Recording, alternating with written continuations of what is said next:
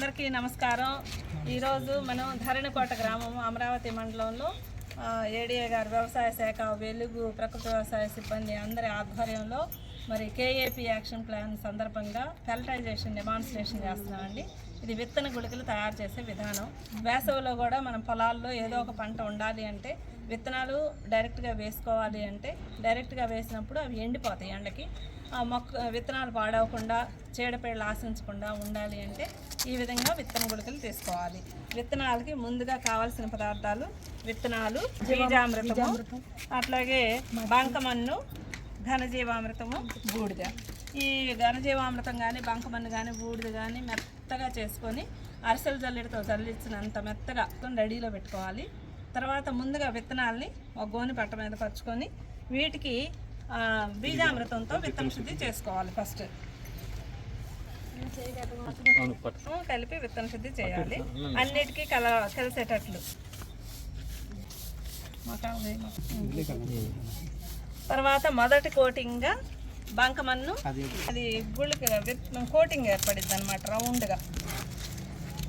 ఇంకా వేయండి బంకమన్ను కొంచెం అదే అట్లా. ఓకే, ఇది విత్తనం ఏంటంటే 3 అంతలు పెద్దది అయింది అనమాట. ఒక రౌండ్ ఒకసారి మనం దాని గుళికలుగా మట్టి ఉండలుగా చేసినప్పుడు 3 అంతలుగా 1:3 రేషియోలో పెద్దదవుతుంది.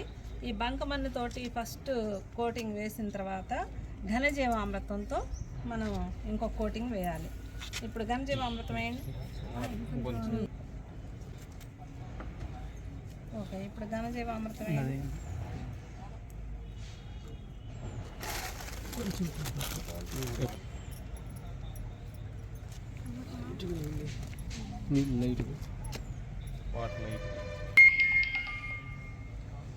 ఓకే, ఈ పైన మనం పూర్తిగా పైన బూడిదతో యాష్ పౌడర్ బూడిదతో మళ్ళీ 3వ కోటింగ్ వేయాలి. వేసేయండి.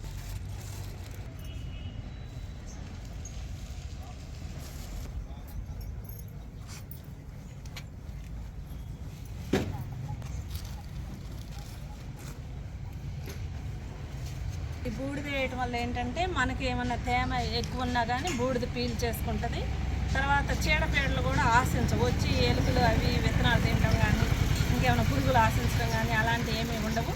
చక్కగా లోపల బీజామృతంతో విత్తన శుద్ధి చేసాము, ఘనజీవామృతం వేసాము, ఇవన్నీ వేసాము కాబట్టి విత్తనాలు త్వరగా అన్నీ ఒకేసారి మొలకెత్తుతాయి అన్నమాట. ఒక్కసారి వర్షం పడిందంటే విత్తనాలన్నీ ఒకేసారి మొలకెత్తుతాయి.